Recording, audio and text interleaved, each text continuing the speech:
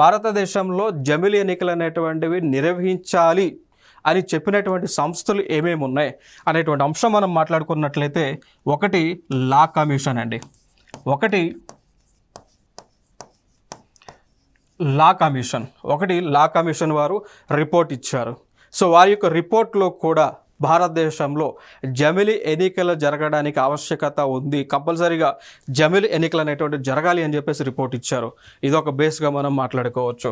ఇంకొక అంశం నీతి ఆయోగ్ వాళ్ళు. సో ఇంకొక అంశం మనం మాట్లాడుకోవాల్సి వస్తే నీతి ఆయోగ్, దీన్ని national institution for transforming India అని మాట్లాడుతూ ఉంటాం. సో నీతి ఆయోగ్, ఓకేనా. సో నీతి ఆయోగ్ అంటాం. ఫుల్ ఫామ్ కూడా ఇది ఇంపార్టెంట్, దీని యొక్క ఫుల్ ఫామ్ కూడా important. NITI Aayog, national institution for transforming India Aayog. So వీరు కూడా ప్రభుత్వానికి నివేదిక అందజేశారు. ఏమని? భారతదేశంలో సైమల్టేనియస్ ఎలక్షన్స్ అనేటువంటివి నిర్వహించాలి అని చెప్పేసి రిపోర్ట్ని ఇచ్చారు.